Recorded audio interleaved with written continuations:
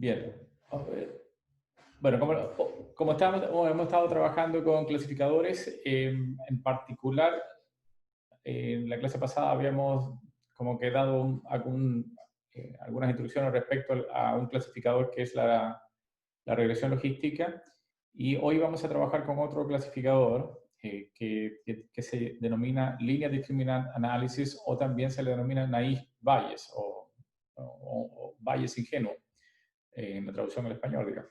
El tema de los clasificadores, como siempre, es que yo tengo un conjunto de observaciones, o sea, tengo un conjunto de observaciones y ese conjunto de observaciones tiene unas etiquetas.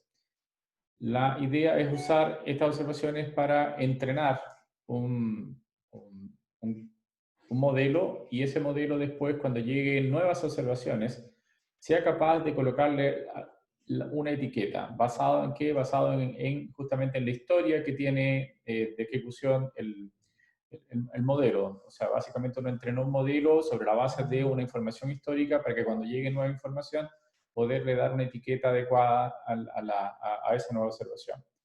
Hay muchas, digamos, hay muchos clasificadores. El primer clasificador que hemos trabajado es como le decía, logística, de regresión logística, y vamos a empezar uno nuevo. Pero para poderlo hacer, vamos a hacer algún recordatorio de lo que es el teorema de Bayes y algunos conceptos de probabilidad que son necesarios para poder entender correctamente el clasificador.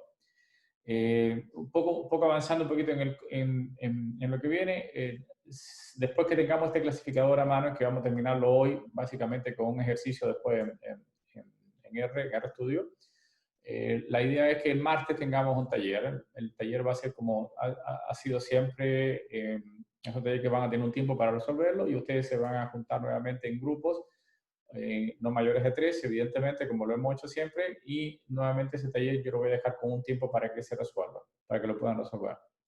En todo caso, el martes igual tenemos una clase normal, solo que a partir del martes corre un tiempo para que se ejecute el taller. El taller que va a incluir los dos clasificadores, el que ya vimos que es el de regresión logística, y el que vamos a hacer ahora, que es básicamente el Naive Bayes o Linear Discriminant Analysis. Entonces, partamos con algunas, un segundito, entremos a un ejercicio de probabilidad. Deben estar viendo ejercicio de probabilidades a partir de ahora. ¿Ok? O sea, veo un ejercicio que está acá. A ver, dame un segundo, ¿cómo puedo hacer que la pantalla sea más grande? Un segundo, espérenme un momentito acá. Participante. Ok. Bien, entonces, tenemos el siguiente ejercicio. Consideremos dos variables aleatorias x y y, donde x describe la respuesta a la pregunta si reciclas o no reciclas, o si reciclas regularmente. La respuesta a esta variable son sí o no. Y también hay una variable y que indica tres subgrupos de edad, entre 18 y 25, 25 y 35, y 35 y 45. Entonces tenemos una tabla con toda la información. Básicamente esa tabla posee toda la información que uno necesita para responder a preguntas al respecto. Entonces, el objetivo de este ejercicio, más que responder una pregunta en concreto, es recordar algunos elementos de teoría de probabilidades que ustedes tienen para poder después hablar del clasificador, como les decía. Por ejemplo, uno quisiera calcular, a partir de acá, yo quiero calcular cuál es la probabilidad, por ejemplo, de que yo tenga, o sea, de que la persona un segundito, vamos a escribirlo bien al principio y después voy a hacer una especie de simplificación de la notación. ¿Cuál es la probabilidad de que, por ejemplo, la persona esté en el rango entre 18 y 25, dado que recicla? Esta sería como la probabilidad condicional. A partir de ahora, para no tener que estar escribiendo tanto, voy a escribir simplemente así, digamos, la probabilidad de 18-25 dado sí, que es más corto que escribirla de esta forma que está acá. Es decir, mi objetivo es tratar de entender qué significan las probabilidades condicionales y diferenciarlas de otras probabilidades, que son las probabilidades que son la intersección de los eventos, y de las probabilidades totales. Y después pasar al teorema de Bayes para poder entenderlo o recordarlo. ¿Ok? Bien, pregunta entonces, ¿cuál sería la probabilidad de que una persona, dado que sí recicla, esté en un rango de edad del 18 y 25 mirando la tabla? ¿Cómo uno podría en principio calcularlo?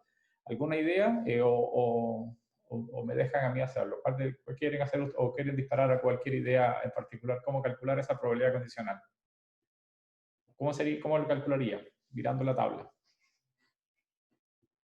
¿No hay idea? Bueno, ok. Primero escribiría como en la fórmula de Bayes, que tendría que hacer la probabilidad de la intersección de cada una y por ahí partiría y empezaría escribiendo. Tendría que recordar en este momento exactamente cómo era la fórmula, pero Ya. por ahí partiría. Voy a llegar a la fórmula. La idea es un poco que como esta tabla tiene toda la información, la fórmula es para poder, si yo conozco una, cómo resuelvo la otra, en principio. Y eso es lo que vamos a probar ahora.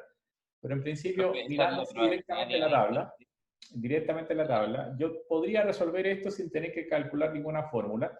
Pero en principio mi objetivo, como bien dice, es recordar esa fórmula que ahora no está muy recordada, pero mirando justamente como esto es como un experimento, básicamente para poder comprobar que la teoría y la fórmula funcionan. Ok. Esa Sí. probabilidad era A inter B partido la probabilidad de A dado B, ¿o no? ¿Esa era Bayes? Hay un pequeñito detalle ahí. Ahora lo escribimos, lo vamos a escribir, pero no, ahora lo vamos a recordar. Perdón un momentito, es más sencillo, lo que yo le estoy pidiendo ahora es mucho más sencillo. A ver si me entienden 10 en ahora. 105. ¿Disculpa? 10 en 105. 10 en 105. Esa es la respuesta correcta. Exactamente, gracias.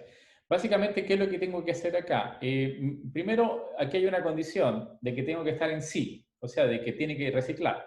Entonces, si me fijo en esta fila que está acá, son la suma de todas estas personas que están acá, le da 105, es justamente las personas que reciclan. Entonces, dentro de 105, ¿quién que tiene la edad entre 18 y 25? ¿O cuántos? 10, ¿no?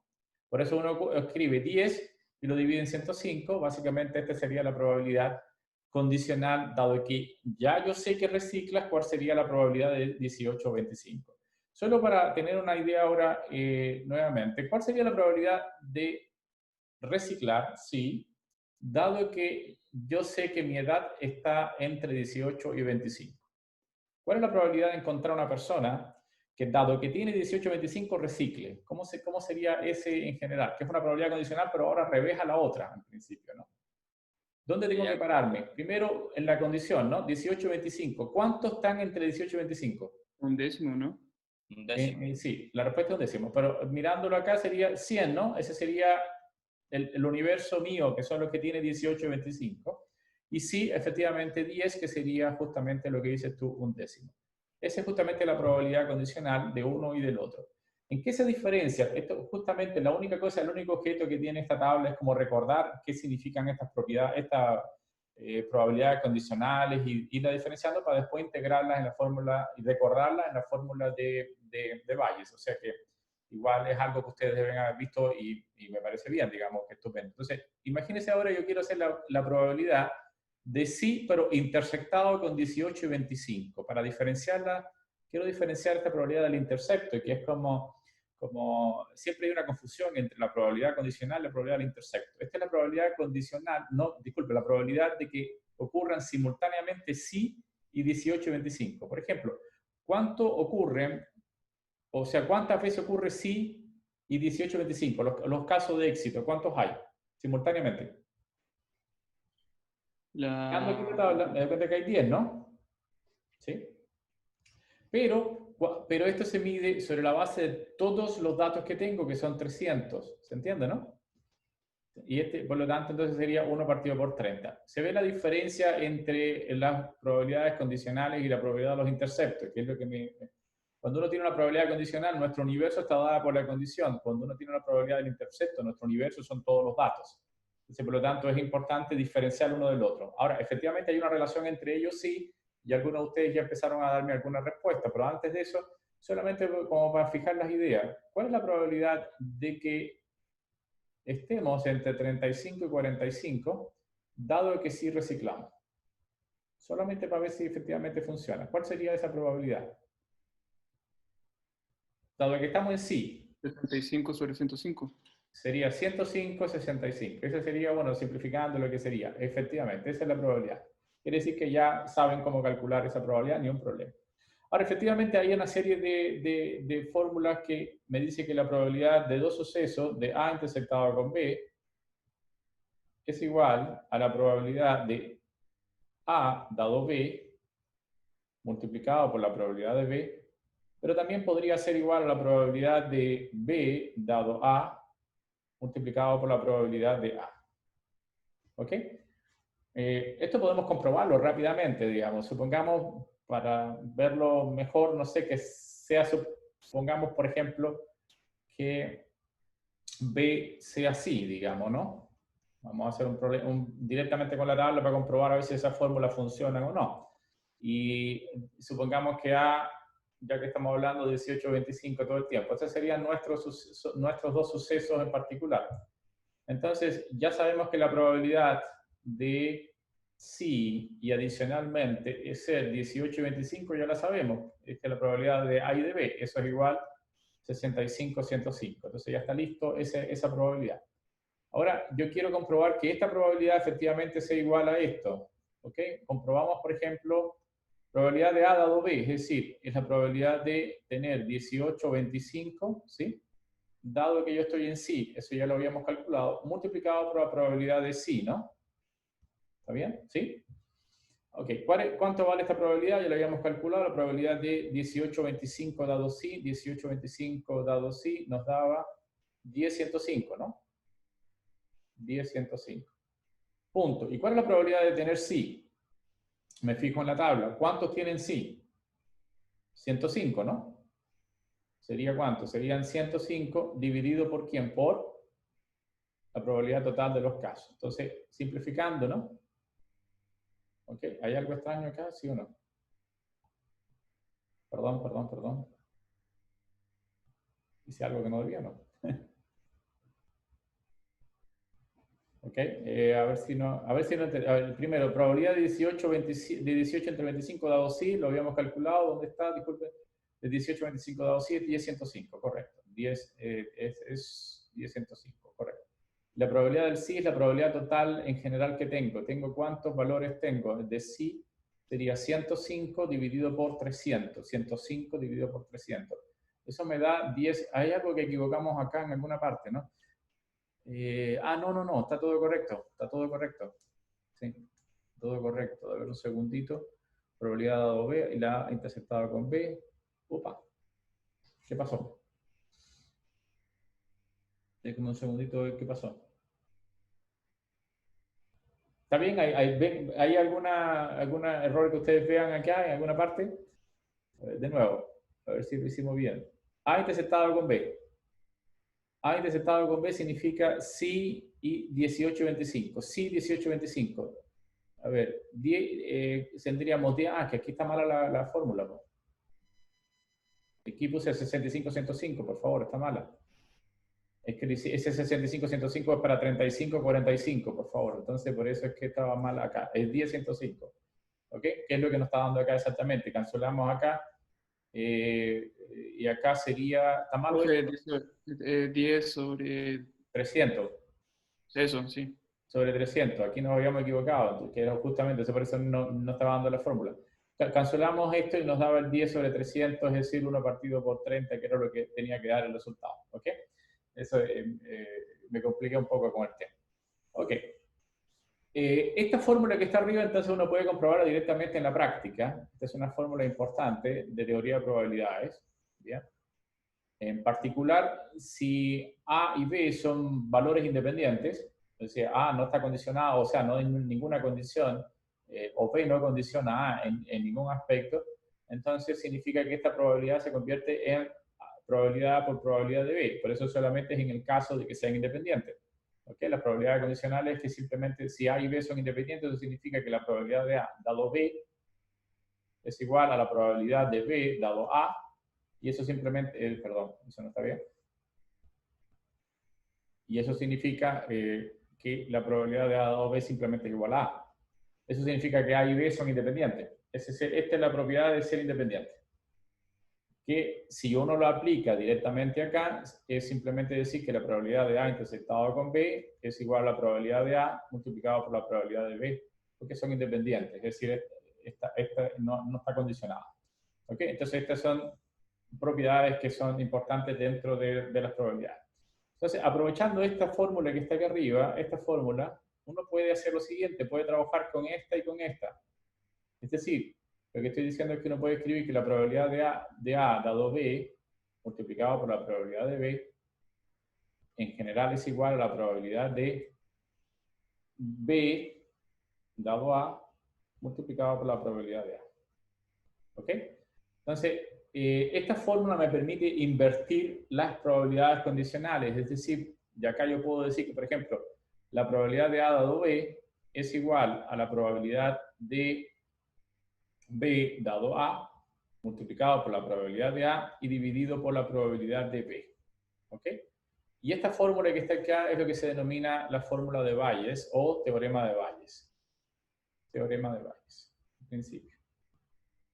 O fórmula de Bayes, en principio, acá en general. ¿Ok? Bien, ¿para qué me sirve esta propiedad en principio? ¿Cómo la podríamos utilizar nosotros acá, digamos?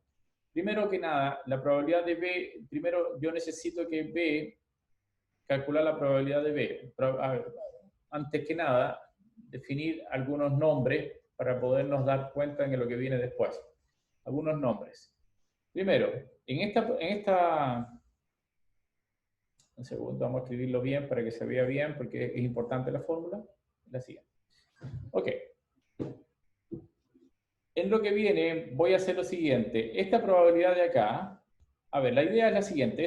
Yo necesito encontrar la probabilidad de A condicionada con B, dado que ya yo conozco en principio la probabilidad al revés, es decir, dado que yo conozco la probabilidad de B dado A. Eso sería como mi objetivo final. Yo conozco una condicional y yo necesito tratar de encontrar la otra, y por eso esta es una fórmula que me permite invertir las condicionales. ¿Ok? En principio, para ponerlo en perspectiva, si yo quisiera calcular la probabilidad de, por ejemplo, A que en nuestro ejercicio aquí le habíamos puesto, 18 y 25. ¿De acuerdo a la probabilidad de estar entre 18 y 25, dado que reciclo? Esa es mi probabilidad. Esto es lo mismo que escribir la probabilidad de ser sí, dado que yo tengo 18 o 25, en el ejemplo concreto que estamos viendo, multiplicado por la probabilidad de A. ¿Qué cosa es A? A es estar entre 18 y 25. Mirando la tabla, estar entre 18 y 25, ¿no? Significa estar entre 18 y 25, ¿cuánto significa? Son 100 personas, ¿no? En general, ¿no?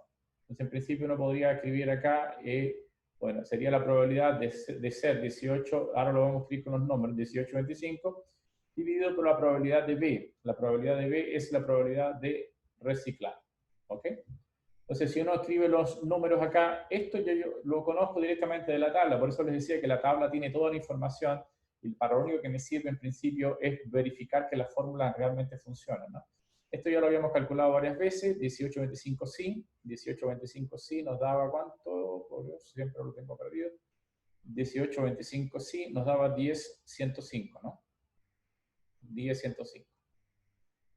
De este lado voy a comprobar una vez más a ver si funciona. Si dado 18, 25, en alguna parte lo calculamos.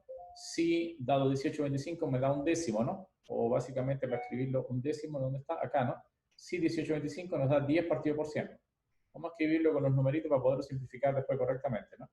La probabilidad de estar entre 18 y 25, ¿cuánto sería? 100 partido por 300, ¿no?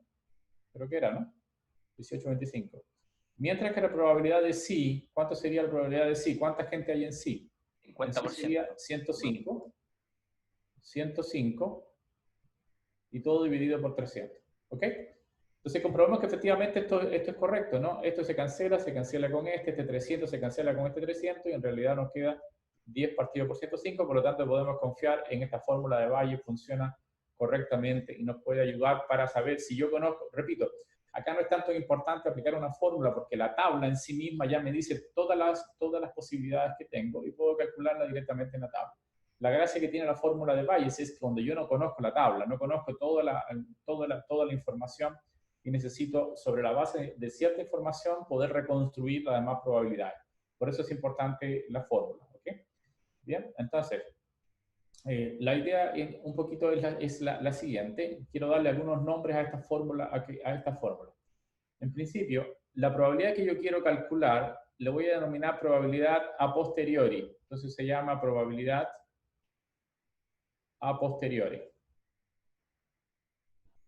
Es decir, la probabilidad que quiero encontrar, dado que yo conozco la probabilidad a priori, en principio. Bueno, la probabilidad de A le voy a llamar probabilidad a priori. A priori. Esta, la probabilidad la voy a denominar probabilidad total. Probabilidad total. Probabilidad total. Y esta de acá le voy a denominar, bueno, la traducción no la logré encontrar adecuadamente, es como chance, pero se ve horrible. En inglés le llama likelihood. Entonces voy a ocupar esta palabra en inglés porque me pareció que era un poquito más razonable y la traducción no la encontré nunca. Entonces, dentro de Bayes, yo sé que está un poco recargado la información, pero por favor estos nombres hay que recordarlos. Yo quiero siempre determinar la probabilidad a posteriori, dado que yo conozco la probabilidad a priori de que ocurra el suceso A, y dado que yo tengo el likelihood de que ocurra el proceso condicional inverso, y debajo la probabilidad total. ¿Por qué le llamo probabilidad total? Porque para calcular la probabilidad de B, que supongamos que sea sí, supongamos que B sea ¿qué cosa? Reciclar, ¿no? Supongamos que B sea reciclar. ¿Cómo se calcula la probabilidad de reciclar? Bueno, tendría que hacer una de las fórmulas que es importante para hacer la probabilidad total, es decir, que yo puedo calcular esto, B dado que ocurra, por ejemplo, entre 18 y 25. Recuerden que B es sí, vamos a suponer que esto sea sí, multiplicado por la probabilidad de 18 25, más la probabilidad de sí, dado que yo estoy entre, entre 25 y 35, 25, 35, multiplicado por la probabilidad de 25, 35, más, finalmente, acá escribo más, la probabilidad de ser sí, dado que estamos en 35, 45, 35, 45, multiplicado por la probabilidad de 35, 45. ¿Ok? Bien, entonces, básicamente lo que yo tengo acá son la reconstrucción de la probabilidad total dado todos los eventos que tengo. ¿Y cuáles son los eventos que tengo? Tengo 3 intervalos de edades y sí sería la suma de todas las posibilidades. Uno puede calcular acá, de hecho, si uno quiere hacerlo a mano, primero aprovechando, darse cuenta, esto lo puedo calcular directamente de la tabla. ¿Cuánto me da directamente de la tabla la probabilidad de ser sí? Ya lo habíamos calculado, la probabilidad de ser sí acá sería, pero lo voy a escribir nuevamente, la probabilidad de ser sí significa 105 dividido por 300, ¿no? 105 dividido por 300. Ahora, nuevamente voy a escribir todas estas probabilidades, que ya las habíamos hecho varias veces, pero escribamos la probabilidad de sí dado 18 o 25. Si alguien me quiere recordar, ¿cuál sería? La probabilidad de sí dado, ¿dónde estamos? La probabilidad de sí dado 18 es un décimo o 10/100. Quiero comprobar que efectivamente lo que estoy haciendo está bien. La probabilidad de 18 o 25, ¿cuántas personas tengo? Sería 100 personas dividido por 300. Más la probabilidad de sí dado 25, 35. La probabilidad de sí dado 25, 35. Me fijo acá entre 25 y 35 son 30, ¿no? ¿Ok? 30 y, disculpen, la probabilidad son 30 partido por sí, disculpen, ¿cuál es la probabilidad? Estamos 25 y 35. Esa probabilidad de sí dado 25 y 35. Entonces la probabilidad de sí serían 105. Por Dios, sorry. Me perdí.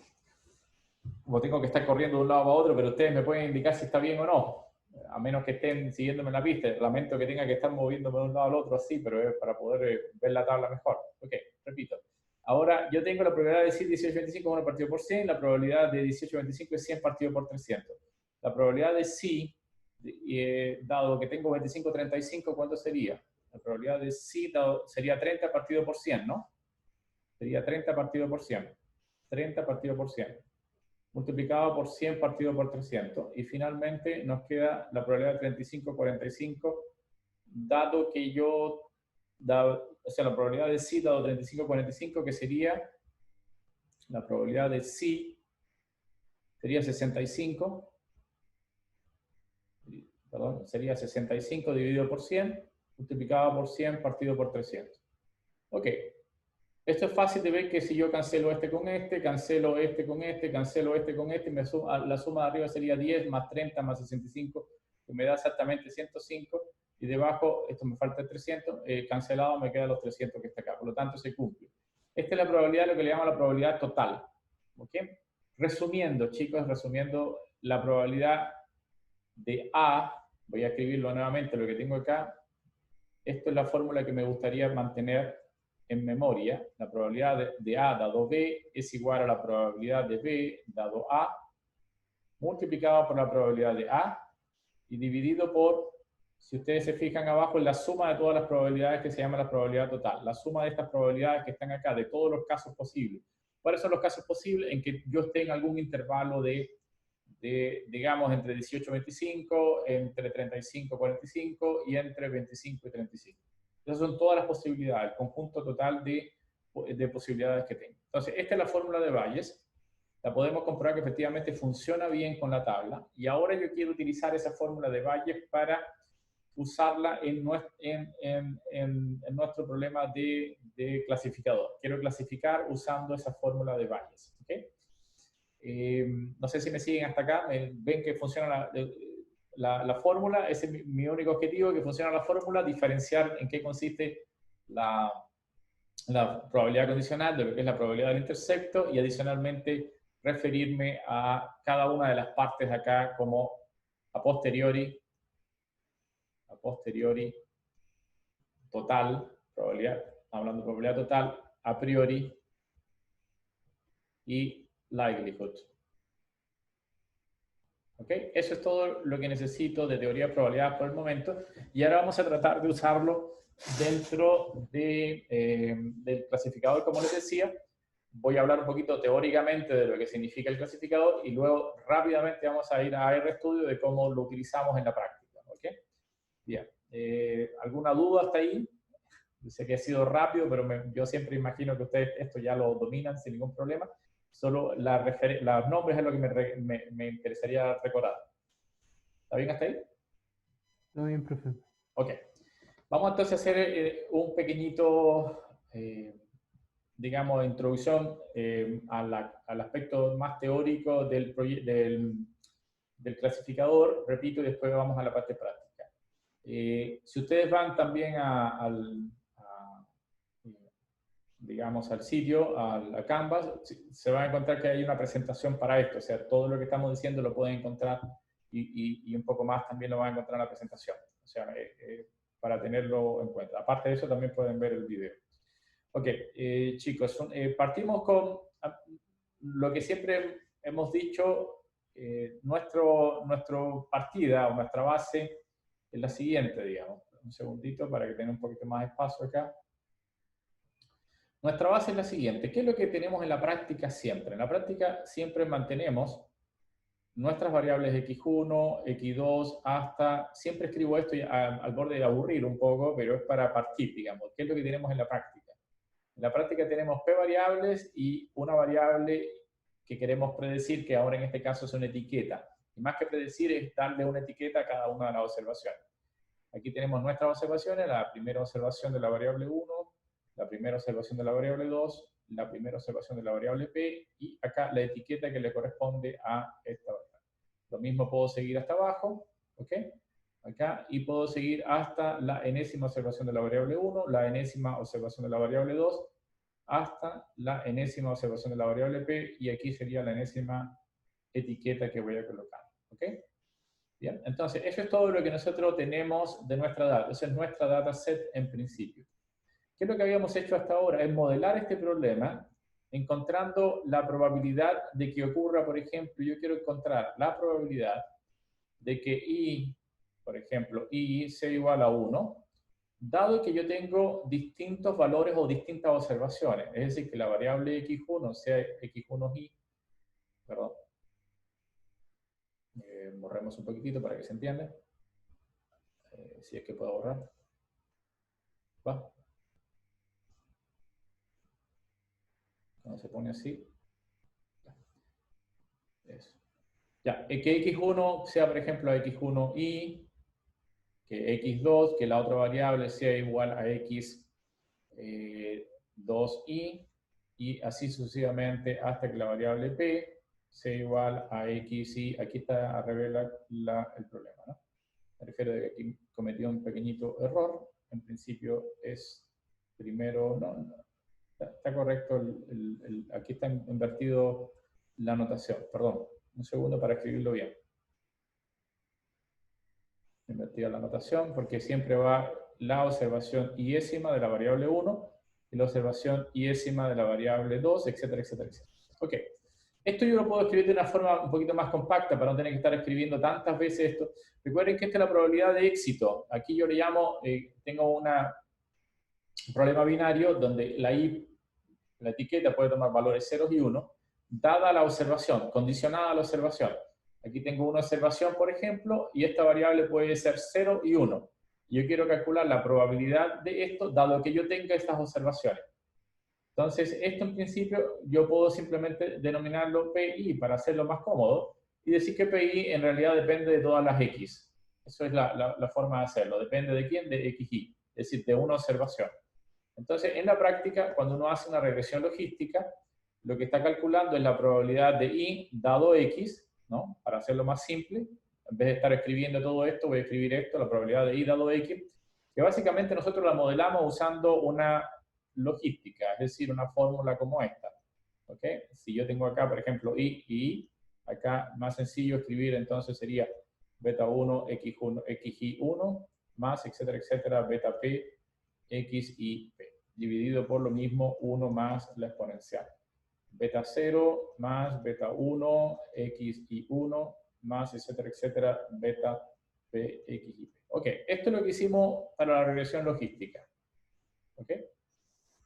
¿Qué es lo que hicimos en la regresión logística? Calcular, dado que yo tengo un valor de una observación, ¿cuál sería la etiqueta?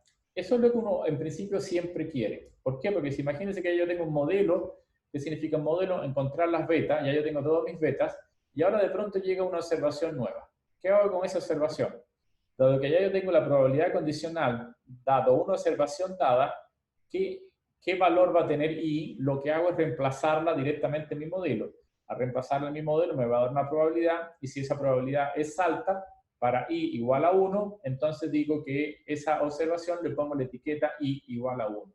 Si la probabilidad es muy baja para I igual a 1, entonces le pongo la etiqueta 0. Ese más o menos es como el objetivo de haber construido una cosa como esta. Bien, ahora, bueno, ahora no puedo hacer mucho porque se volvió a bloquear un segundo. Tengo que cancelarlo y volver de nuevo. Por alguna razón se marea esto y no sé por qué, pero en algún momento, perdón un momentito, lo vamos a volver a ver ahora. Eso es. ¿Se está viendo ahora de nuevo, no? ¿Sí o no? ¿Se ve la pizarra? Ya, estupendo. Sí. Bien, ahora quiero hacer algo un poquito distinto. Quiero, en vez de calcular la probabilidad y dado X, voy a calcular, voy a pensar de que tengo la probabilidad al revés. Tengo la probabilidad de X dado Y. Es decir, repito, el clasificador con logístico o regresión logística calcula directamente esta probabilidad. La idea es que tal si yo tengo esta probabilidad calculada de alguna forma antes, y yo quisiera, usando el teorema de Bayes, invertirla, ¿no? Quiero invertir hacerlo al revés en particular. La gracia que voy a tener ahora es que ahora yo puedo usar esta técnica no solamente para hacer una etiqueta binaria, sino para tener muchas etiquetas, como quiero probarla ahora rápidamente, ¿no? En principio, pero no sé por qué le pasa esto, sorry, que se queda como pegado y no puedo escribir. Ok, nuevamente, perdón, tengo que reiniciarlo. No sé qué pasa con falta de memoria, no sé qué sucede con esto. Ok, perdón.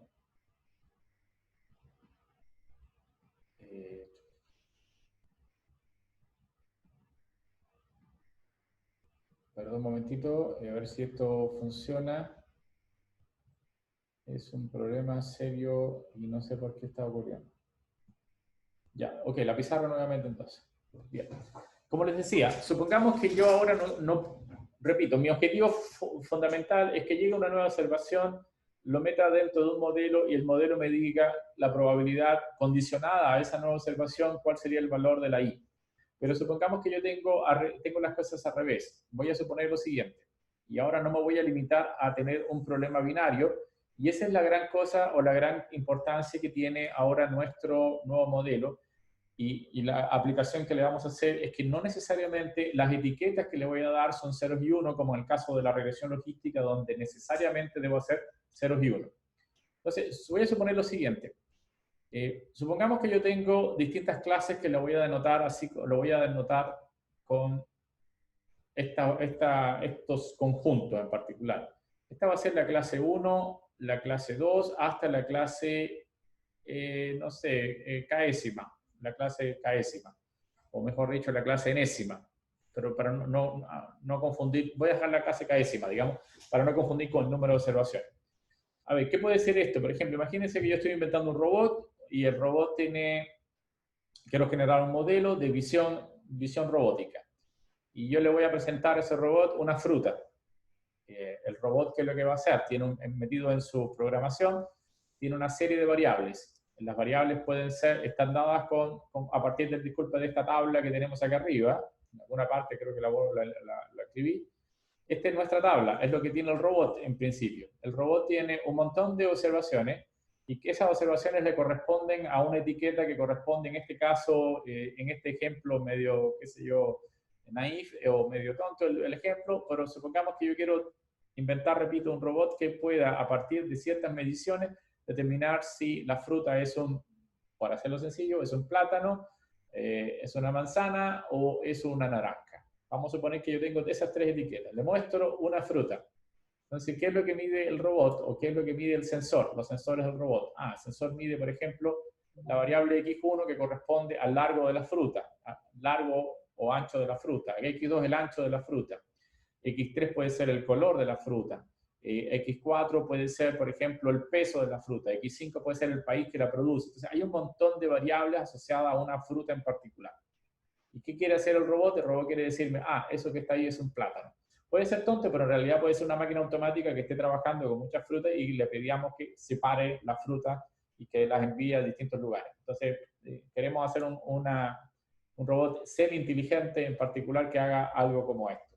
Repito, insoportable. Esto.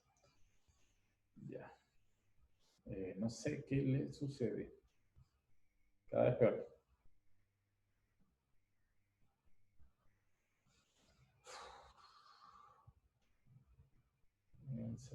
No se puede. Ya. Repito, entonces voy a suponer que cada clase representa un nombre de una fruta para tenerlo fijo, ¿no? En principio, ¿no? Ok, ¿qué es lo que hacemos al principio?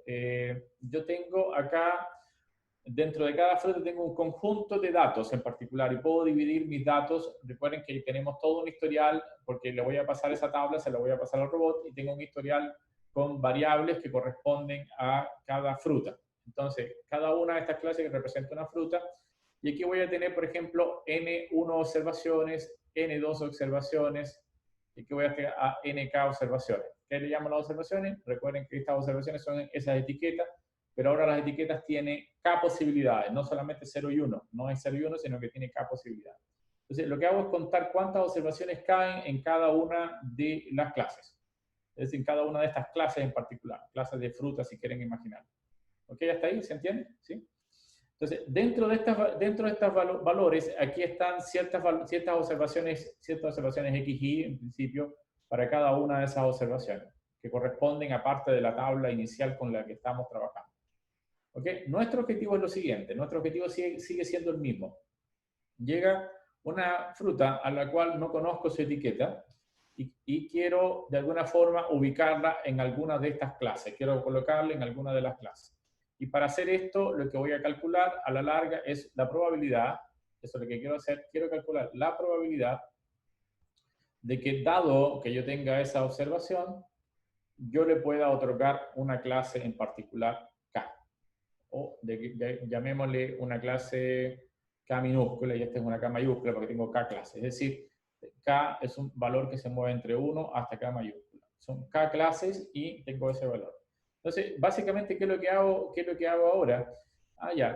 Si yo logro calcular esto, en principio veo cuál es el que tiene la mayor probabilidad. Es decir, esta es la probabilidad condicional y la calculo. Una vez que calculo esa probabilidad, la que tiene mayor probabilidad, ahí coloco la fruta en esa clase. ¿Sí? Esa es más o menos como nuestra idea. Pero esto es lo que yo quisiera hacer, pero no lo que puedo calcular a priori, sino puedo usar el teorema de Bayes, y eso sería igual a la probabilidad de X, ¿no? Dado C, multiplicado por la probabilidad de C, dividido por la probabilidad de X. ¿Ok? Eso es lo que tendría. Y le voy a quitar el índice Y porque es para una X genérica, básicamente, no para una observación, pero es una X genérica. Repito, llega una X a mi observación y en vez de calcular directamente esto, usando, por ejemplo, lo que hace la regresión logística, voy a tratar de usar el teorema de Bayes. Entonces, primero, ¿qué cosa es esta probabilidad? La probabilidad a priori. Recuerden que esta le llamamos a priori. ¿Cómo calculamos la probabilidad a priori? Bueno, en principio es fácil de calcular la probabilidad a priori, porque la probabilidad a priori dice, si yo no conozco ninguna información, ninguna, ¿con qué probabilidad cae una fruta en algunas de estas cestitas o de estas círculos? Es fácil de calcular porque si yo no tengo ninguna información, lo único que debo hacer es para calcular, por ejemplo, la probabilidad a priori de caer acá, es tomar el número de observaciones que tengo ahí y dividirlo por el número total de observaciones que hay. Acá, para poder caer aquí, ese sería el número de observaciones que hay dentro de esa clase dividido por n, y así sucesivamente la probabilidad pk es igual a nk dividido por n. Estas son las probabilidades a priori. ¿Qué significa a priori? Significa que yo no conozco, no tengo más información. Solo sé que de mis datos, 20, por ejemplo, eran plátano, por lo tanto divido 20 por 300 si tuviese 300 observaciones, y esa es la probabilidad a priori de tener un plátano. Pero no tengo más información, no hay información sobre las observaciones. O sea, es como decir, a priori yo conozco que este es lo que puede suceder. No tengo más información. ¿Cuándo aparece información? Cuando tengo el likelihood. Es decir, si tuviese esa información, ahora sí tengo algo de información adicional. Ahora viene con las X. Es decir, ahora esa X que corresponde. Esa X corresponde a qué cosa? Al color, a de dónde viene, etcétera, a qué país viene, el tamaño, qué sé yo, la forma, etcétera, etcétera, etcétera, son mis observaciones. Por lo tanto, eso va a aportar un poco más a la información a priori. Es decir, ahora tengo más información que a priori. Tengo una información que es el chance, likelihood significa algo así como chance, de que esa fruta corresponda, por ejemplo, a un plátano. Eso es lo que es el likelihood. Dividido por la probabilidad total de tener todas las observaciones posibles. ¿Ok? Recuerden, sorry, no ha sido un buen momento para que falle todo esto en general, ¿no? Ok. Un segundo. Nuevamente. Esta interrupción es como pesado. Ok. Y ahora se volvió a generar bien, correctamente. Ok. Entonces, de alguna forma, ¿qué significa este likelihood? Este likelihood, yo sé la pinta que tienen las observaciones que viven en cada clase. Por ejemplo, conozco que un plátano tiene que ser amarillo, es un poco más largo que una manzana, etc. Yo conozco las dimensiones, dónde se fabrica, dónde se cultiva, etc., con más probabilidad, etc. Y por lo tanto, cada observación aquí adentro de cada una de esas cestitas tiene cierta pinta. Es una información que yo conozco, es la distribución. Entonces, un likelihood aquí adentro o aquí adentro depende de la fruta que sea. Ya cualquiera, ya no voy a poder avanzar más, chicos, porque está como terrible el sistema. Voy a escribir acá nomás, pero no me funciona bien la pantalla, no sé por qué razón. Solo voy a escribir lo que necesito escribir acá para terminar, para ir a la parte más práctica. En principio, entonces, ¿qué es lo que voy a calcular? Voy a modelar. Perdón. Ya, voy a modelar mi probabilidad X dado CK diciendo simplemente que esto es una función de distribución. Y voy a modelar dentro de cada una de mis cajitas como si fuese esto una normal. Una normal con un cierto valor de muK, en particular si es la clase K, mu K y un sigma cuadrado K. Entonces voy a decir que dentro de cada una de las cestitas, mis observaciones se distribuyen según una normal, en principio. Entonces tengo distribuciones normales que se van a diferenciar por su valor mu, que es el valor medio, y el valor sigma, que va a corresponder a la dispersión. Entonces cuando me llega un nuevo valor x, en principio, ¿qué voy a hacer? ¿Dónde se acerca más? ¿A qué distribución se acerca más? Bueno, voy a calcular de alguna manera su valor medio y la distribución, y veo, lo que hago es colocar dónde se acerca más a cada uno de ellos. Entonces, observen que lo de abajo no necesito calcularlo en principio, porque ese va a ser para cualquier valor x, va a ser el mismo, es la sumatoria en principio, de todas las probabilidades, y por lo tanto el numerador es el que me va a dar a mí la diferencia que hay entre uno y el otro. Entonces, esta probabilidad a priori, la probabilidad a priori la puedo calcular directamente calculando cuántas observaciones pertenecen a cada una de las cestitas, dividiendo por el número total de observaciones, mientras que este likelihood lo puedo determinar como si fuese una función de distribución normal en cada una de las cestitas, pero con solamente los aspectos que corresponden a cada una de las cestitas. Es decir, son como sigma, es decir, el valor medio y la dispersión en esa cestita, el valor medio y la dispersión en cada una de las cestitas, y cuando me llegue un solo valor, ¿qué tengo que hacer? ¿A qué distribución se parece más? Hago la multiplicación de la distribución multiplicada por la probabilidad a priori, y la que me dé más grande va a contribuir más a la probabilidad a posteriori. Entonces, la probabilidad a posteriori es la que me dice definitivamente dónde ubico el valor. Pero repito, en vez de calcular esto, voy a calcular el numerador de esto y comparando unas con otras. Ok, como tengo dificultades con la pizarra, chicos, yo voy a ir directamente a R con un ejemplo en concreto.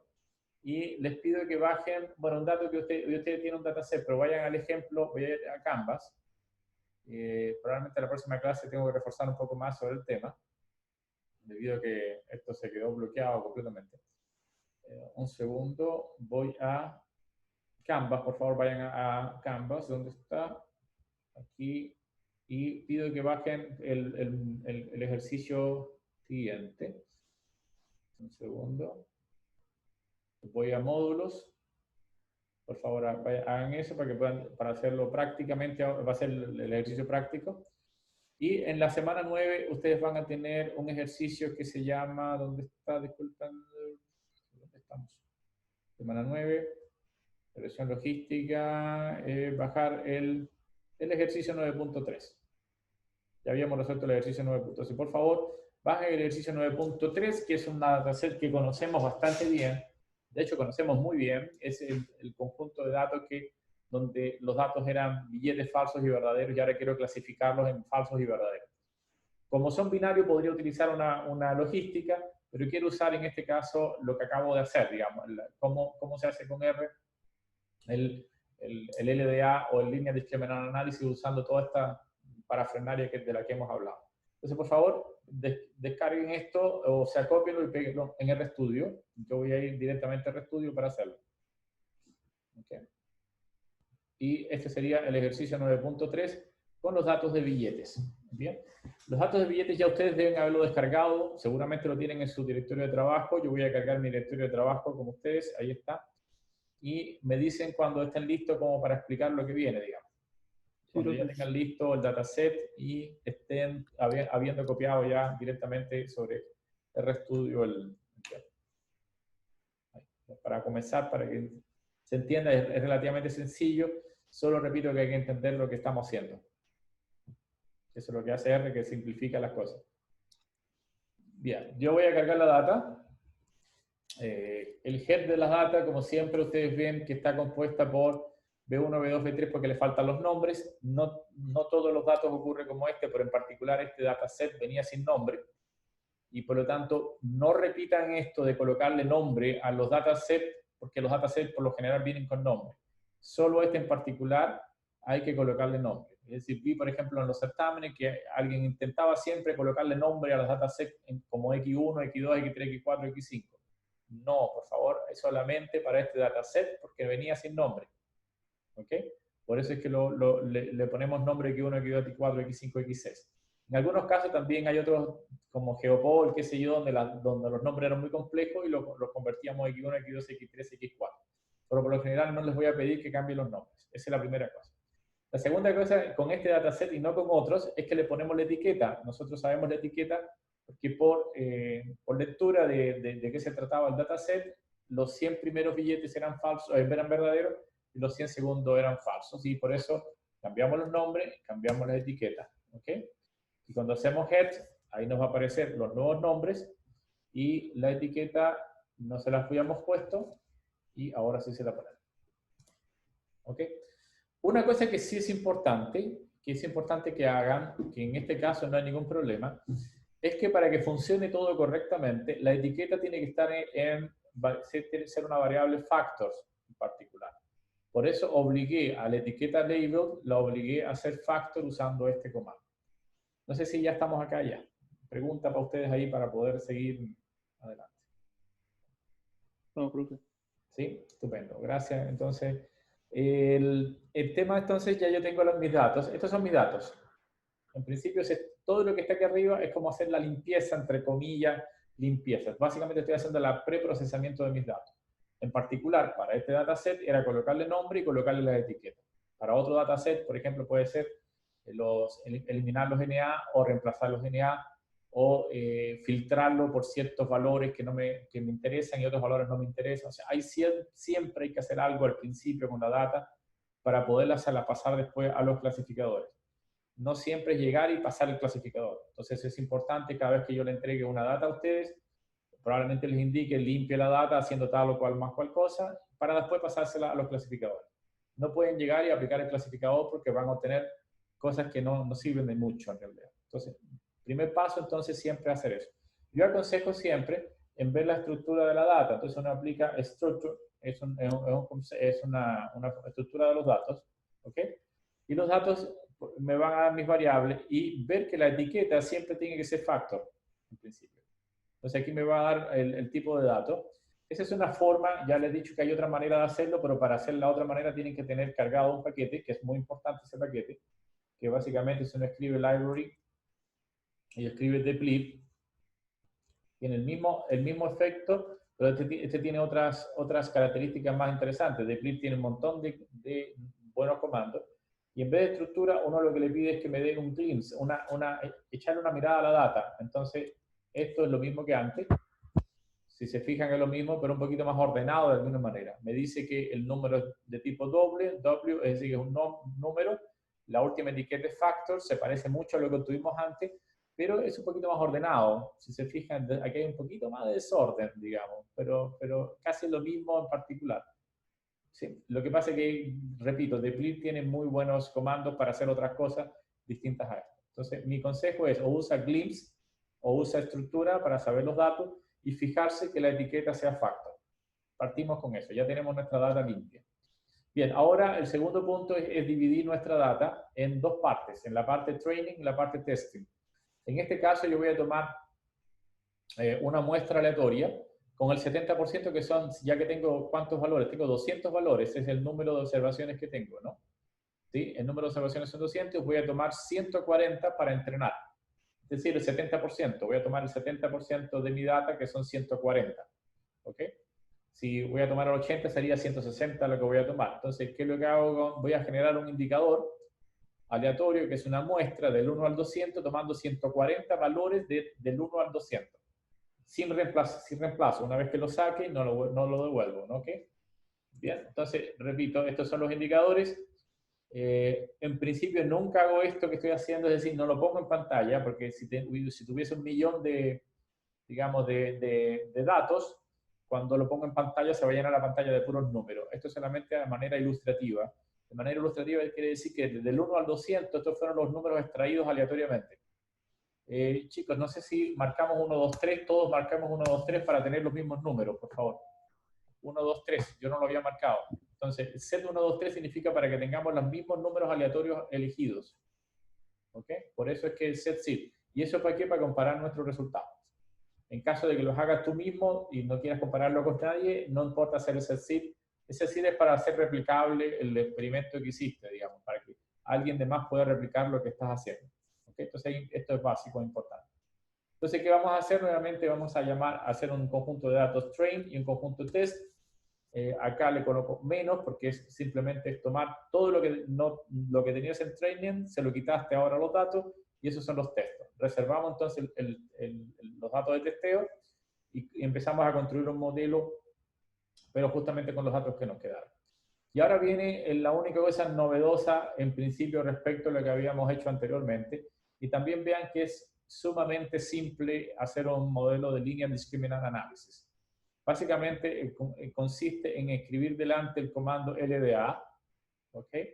Y LDA, Linear Discriminant Analysis, y eso justamente lo que va a calcular son las probabilidades a posteriori, usando las probabilidades a priori y los likelihoods que tienen cada una de las clases. En particular, aquí hay dos clases nada más, la clase 0 y la clase 1, la clase de billetes falsos y la clase de billetes verdaderos. Entonces, el modelo va a simplemente colocar cualquier billete en alguna de las clases, calculando las probabilidades a posteriori a partir del teorema de Bayes. Entonces, ese es justamente lo que hace el LDA. Ahora va a calcular probabilidades de caer en una de las cestas, en la cesta de los billetes falsos o en la cesta de los billetes verdaderos. ¿Okay? Veamos, dentro del modelo hay una serie de cosas que aparecen, ¿no? Que te da las probabilidades a priori, por ejemplo, de caer en uno o en otro, los valores medios en particular y el conteo de cuántos datos hay, ese es lo que tenía. Los valores medios, repito que dentro de cada una de las cestas, él calcula el valor medio de cada uno de ellos, en principio. ¿Por qué? Porque cada una de estas cestas tiene una distribución de tipo normal. Entonces, el valor que viene en nueva observación, ¿a qué valor medio lo acerco mejor? O sea, ¿a qué distribución la voy a acercar mejor? Okay. Si ustedes quieren ver un poco más de información, ustedes escriben help LDA y tienen mucha más información a particular. Por ejemplo, si yo quiero los modelos a priori, ¿qué significa? Me va a contar la probabilidad a priori de cuánto tengo de un lado y cuánto tengo del otro. En este caso, hay mucho más de tipo 1, de tipo 0 que de tipo 1. Por alguna razón parece que no lo agarró bien el modelo, pero no están equilibrados los modelos a priori, digamos. ¿Okay? ¿Profe? Te escucho, sí, pregunta. No me funciona el modelo. El LDA dice que no existe. ¿Hay alguna librería que hay que...? ¿Dice que el LDA no existe? Sí, me dice eso. Ah. Somos dos. ¿A todos les pasa lo mismo? 3, a mí igual. Dice que no puedo encontrar la función LDA. Sí, Y tampoco con el help.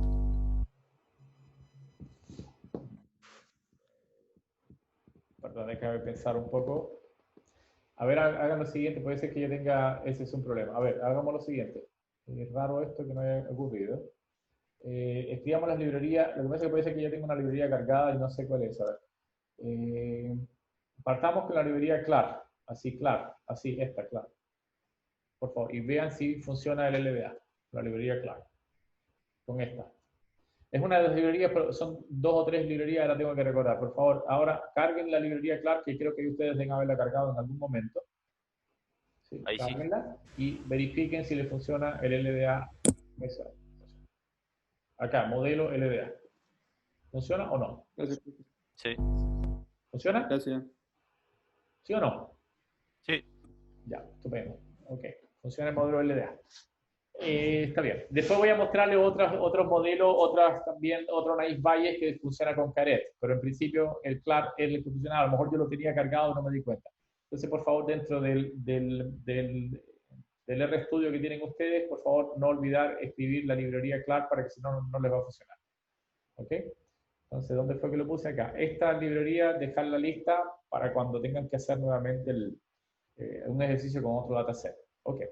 Bien, entonces, correr el modelo acá y ver en particular, voy a nuevamente cargar setzip, ver los indicadores train test, el modelo, los nombres del modelo, lo que aparece. Ok. Voy a, bueno, el HEP no lo voy a correr y eso. Ahora sí. Estaba mal corrido, disculpen. Es que tengo muchas cosas calculadas. Me doy cuenta de que básicamente hay un 49% o casi un 50%, hay 50-50 aproximadamente de datos a priori. Es decir, hay una cestita que tiene 50 observaciones de tipo billete falso y 50 observaciones que tienen, o sea, 50% y 50%. ¿Qué es lo que debería ocurrir? Porque habían 200. Entonces, si elegimos al azar, más o menos deben conservarse las proporciones. Entonces, eso es lo que deben ver. Díganme si efectivamente cuando corren modelo a priori le da exactamente algo parecido a esto. Eso solamente para entenderlo. Sí. ¿Sí? Entonces, ¿qué significa modelo es símbolo de peso a priori? Significa que me dé las probabilidades a priori. ¿Qué significa las probabilidades a priori? No sé más información que el número de observaciones que caen, o sea, no tengo más información que el número de observaciones que caen en cada uno de los tipos de cestitas, los billetes falsos y los billetes verdaderos. Y ahora lo que hace el modelo es construir las probabilidades a posteriori, que eso lo vamos a ver ahora, y eso lo construye sobre la base del segundo comando importante que se llama predict. ¿Okay? Bien, entonces vamos a colocar el comando predict. Y en particular dentro del comando predict, ahora lo voy a mostrar, pero yo voy a extraer directamente la clase. Es decir, dentro del comando predict la aplico, fíjese que es la misma estructura de los demás clasificadores. Uso comando predict usando el modelo sobre mis datos test. Aquí tengo la opción de quitar o no la columna que corresponde a el label, a la etiqueta de verdadero o falso. Pero, repito, a veces no es necesario porque el modelo es lo sumamente, el código es sumamente inteligente, que si nosotros corrimos un modelo donde mi variable dependiente es label, entonces le va a entender que cuando le pasemos test, él no va a considerar esa columna. ¿Ok? Entonces, verifiquen que no se obtiene ningún error en particular. En este caso, el comando es sumamente bien hecho, o sea, el código está bien hecho de forma tal que elimine esa posibilidad. Ok, entonces aquí yo corro predict, en principio, pero le voy a agregar que dentro de predict, me aloje solamente las clases. ¿Qué significa las clases? Que ya me dé directamente a qué clase pertenece cada una de mis observaciones de test. O sea, si ustedes abran P ya me da un conjunto de verdaderos, falsos, de acuerdo a lo que él predice como clase verdadera, como clase falso. De alguna forma me da la distribución ya de los tests. Pero para tener un poquito de más idea de qué es lo que está guardado dentro de test, acá solamente, repito, extraje class nada más, únicamente, porque es la que voy a ocupar a la larga, ¿no? Pero ahora voy a correrlo directamente, pero sin pedirle que me dé únicamente la clase, sino que me dé todo lo que me da, digamos, todo en particular. Entonces, vean lo que da por resultado. Voy a subir. Primero, dentro de predict, ¿ok? Dentro de predict. Disculpen, yo puedo escribir también esto, names de predict. Names de predict. ¿Y qué es lo que me va a pedir? Ups, segundo, los names de predict. Algo escribí, no escribí mal. No, perdón. Tenía que haberle puesto un nombre. Vamos a llamarle H a esto. Y dame los nombres de H. Y ahí me dice, H me da tres cosas. Me da la clase a la que pertenece, la probabilidad a posteriori, y me da los valores de X. X me lo voy a aceptar por el momento, pero corresponde al valor calculado de la observación para cada una de las clases en particular. El valor calculado se calcula mediante una fórmula la fórmula de Bayes, justamente. Y en principio es un valor para ver a quién se acerca más o no a qué clase. Entonces, X por el momento no lo explico en la próxima clase cuando tenga mejor resolución en mi pantalla, porque voy a reiniciar todo el sistema a ver qué pasa, porque se queda pegado, ¿no? Entonces, por favor, por el momento solo ofrece, fíjense en dos cosas, la clase y a posteriori. Entonces, observen en la data que está contenida en predict, solamente para explicarle algo, me da, cuando quiero saber la probabilidad a posteriori, es decir, la probabilidad calculada a qué clase pertenece, tengo dos posibilidades, falso o verdadero, que son dos clases. Si tuviese más posibilidades, tendría más probabilidades. ¿Y qué es lo que calculó acá? Aquí la primera observación me dice que la probabilidad de ser falso es 10 a la menos 14. Por lo tanto, eso es 0. Mientras que la probabilidad de ser verdadero es 1. Quiere decir que para mi primera observación, él supo dónde ubicarlo porque la probabilidad a posteriori que calculó le dio 1 versus 0.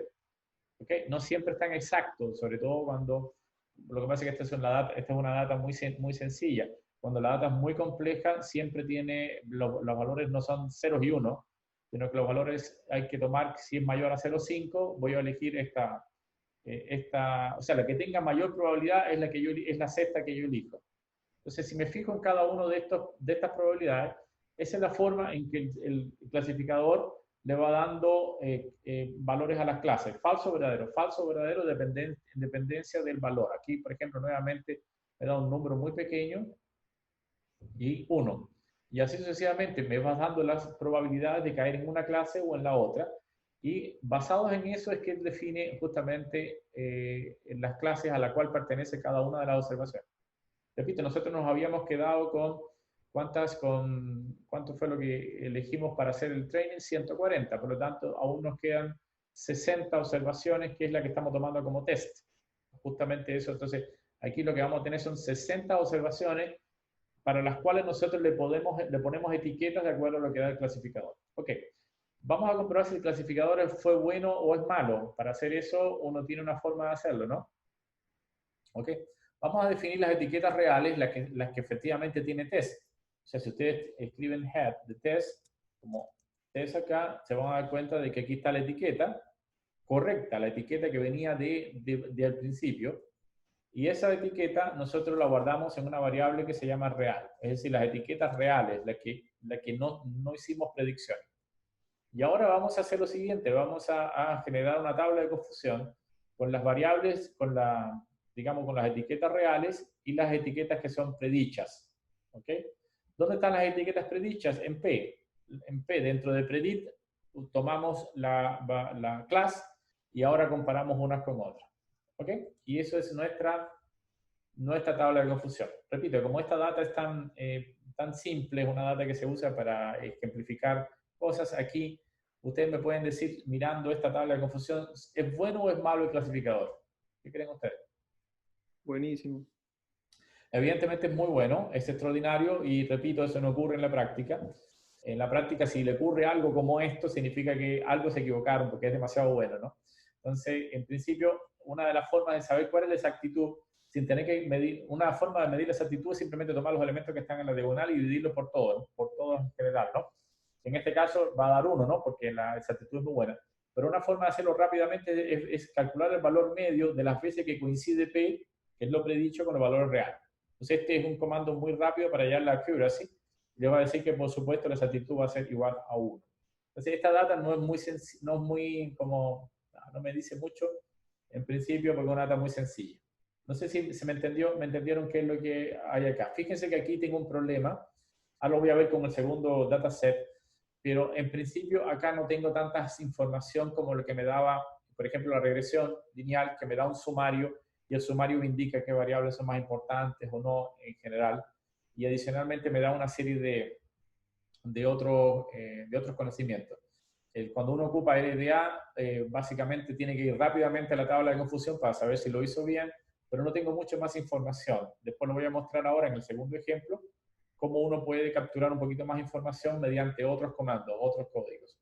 Pero en principio, eso es todo lo que podríamos hacer con LDA, es decir, calcular las probabilidades a posteriori y ubicarlo en cada una de las clases. Eso es lo que podemos hacer.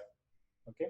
Vamos al segundo ejemplo, ya que me quedan 10 minutos, chicos, para terminar la clase, con el segundo ejemplo, que es un poquito más real. Es un poco más real y no es tan bueno el clasificador y por lo tanto hay que definirlo correctamente o no. ¿Okay? Entonces, para hacer este segundo ejemplo, tienen que ir a Canva y bajarse el ejercicio 9.4 y adicionalmente bajarse el dataset que se llama universalbank.csv.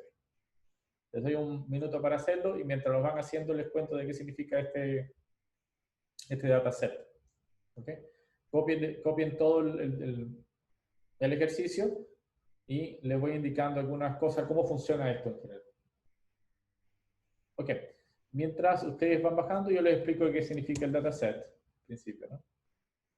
Bien, este es un dataset de un banco que es un banco en línea.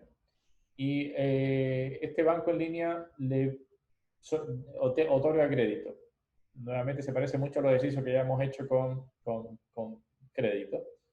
Y hay una serie de valores que digamos que el banco registra para poder otorgar o no crédito en general. Este es un modelo donde hay varios valores. Yo voy a elegir algunos en principio.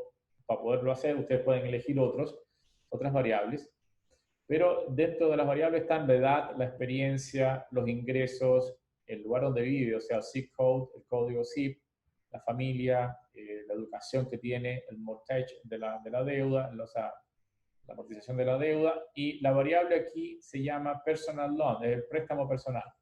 0 significa no obtuvo el préstamo personal por alguna razón. 1 sí obtuvo el préstamo personal por alguna razón. Y esto, el banco tiene esta información de 5.000, hace 5.000 observaciones, 5.000 clientes registró esto históricamente, y tiene nuevamente aquí dos clases. Recuerden que aquí podríamos haber usado también la regresión logística porque hay dos clases, 0 y 1. Pero también podemos usar, que es lo que quiero usar, el LDA.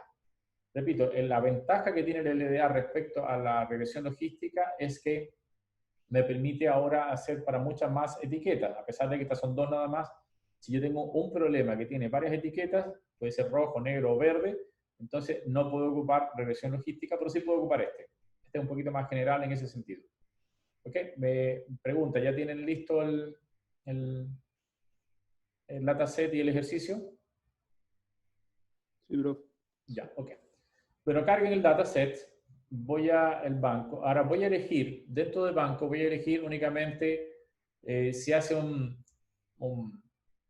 pedido, si el pedido se hace online, credit card es lo que gastó o lo que tiene gastado en su tarjeta de crédito.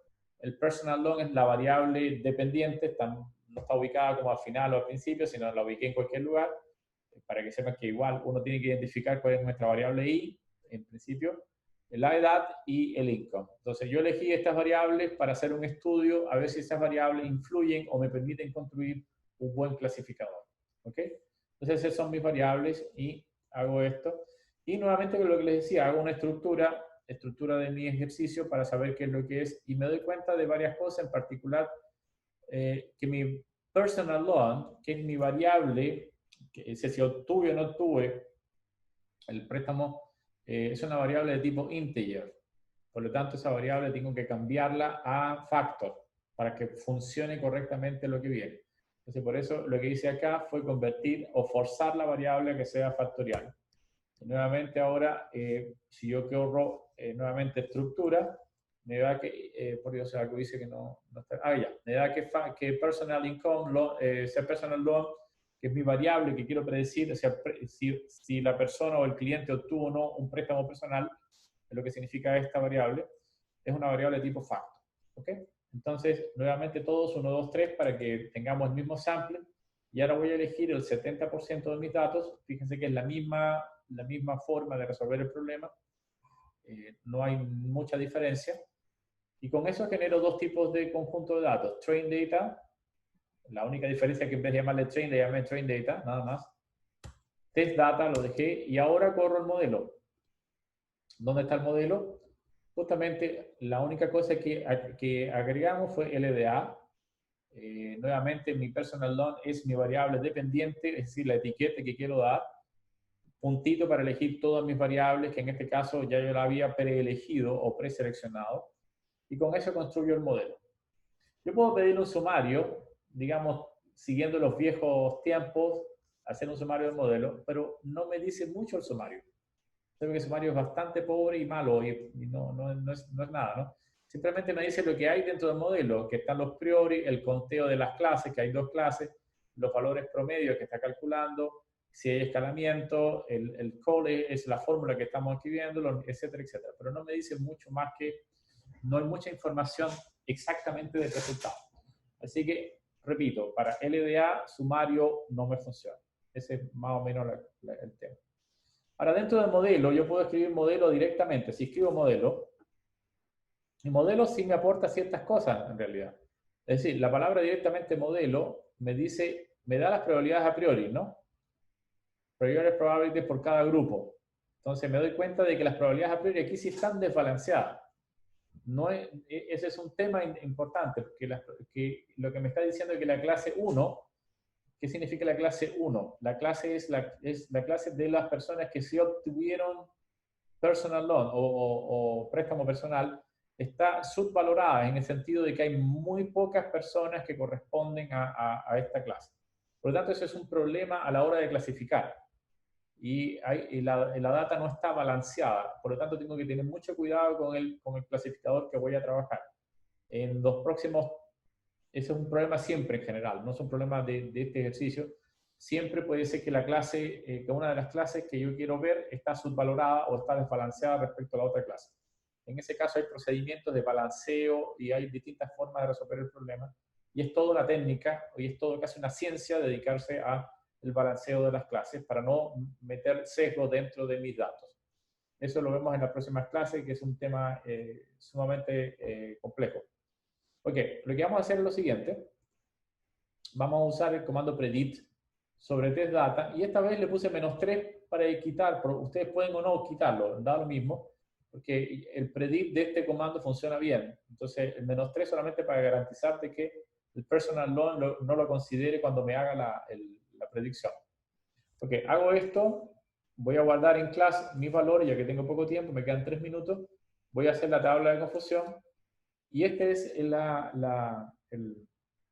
básicamente lo que obtengo de mi tabla de confusión. Nuevamente, me gustaría preguntarle a ustedes cómo ven el modelo, si es un buen modelo o un mal modelo, y en qué parte es bueno y en qué parte es malo. Si es que tienen alguna respuesta mirando la tabla de confusión antes de seguir haciendo más valores.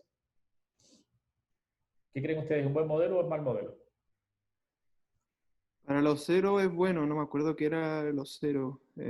Cero significa no recibe, es el cliente que no recibe personal loan de acuerdo a sus características. Y 1 es que sí recibe de acuerdo a sus características. ¿Qué creen ustedes? Efectivamente predice muy bien los 0, ¿no? Sí, pero si no predice muy bien los 1. Es decir, el modelo o la información que yo estoy trabajando no es buena para predecir si una persona con esa característica puede o recibe en particular. Lo que sí puedo decir es que es realmente buena para decir que un cliente no va a recibir el loan de acuerdo a esas características que tiene. Ok, chicos, yo lo hago rápido de acuerdo al tiempo que tenemos. Voy a calcular el medio, pero fíjense que si yo calculo solamente la exactitud, es decir, las veces que coincide, me da 90% de exactitud. Hay que cuidarse mucho. ¿Por qué? Porque yo puedo decir, tengo un modelo con 90% de exactitud. Eso es algo fantástico. No, no es cierto así, porque como bien dices tú, el tema de clasificación de los 1 no lo hace bien. Ahora, ¿por qué no lo hace bien?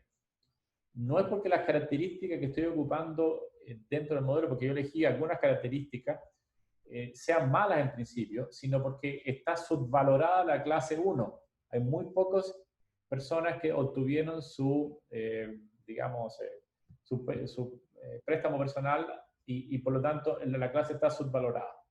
¿Okay? Entonces, el modelo me va a servir entonces únicamente para predecir a quién no le voy a dar el personal loan o el préstamo personal. Okay, aquí hay una serie de cosas que mostrar cuántas a posteriori me calculó que sean mayores a 0,5, cuánto es a posteriori, es decir, cuántas probabilidades mayores a 0,5 obtuvimos. En particular, mayores a 0,5 obtuvimos una buena cantidad, 1.365 observaciones, mientras que menores a 0,5 obtuvo 135. Menores a 0,5 significa de una clase y mayores a 0,5 significa pertenecer a otra clase en particular.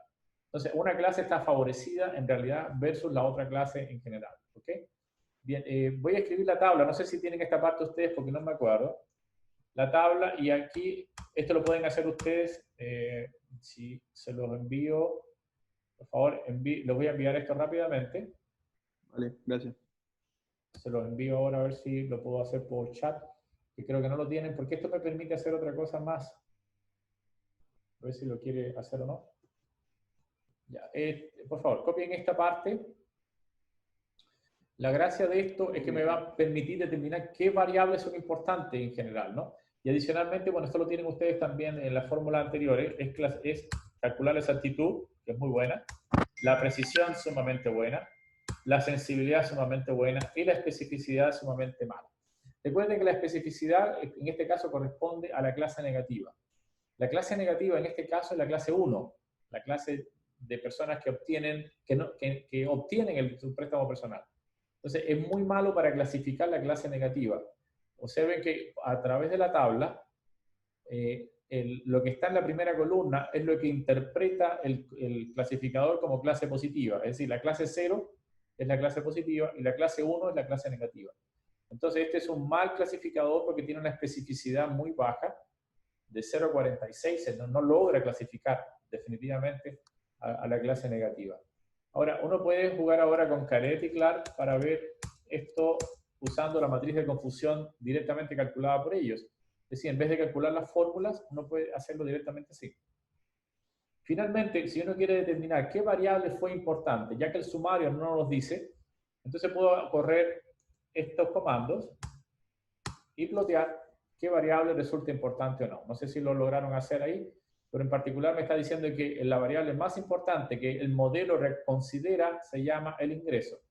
La edad es una variable, el online es si lo hace online o no, el pedido es realmente no es tan importante, y la menos importante de todo es lo que gastó en la tarjeta de crédito. En pocas palabras, quiere decir que este modelo, para poder define quién tiene más o menos ingresos. La persona que tiene más ingresos probablemente, sí, te voy a dar el préstamo.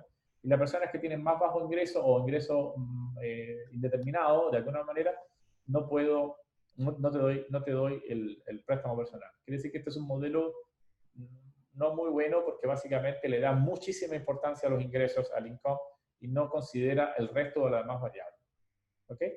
Bien, chicos, dejémoslo hasta acá, me pasé 3 minutos. ¿Alguna duda?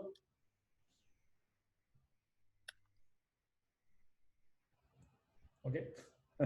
No, profe. No sé si fue demasiado rápido acá el cuento, pero...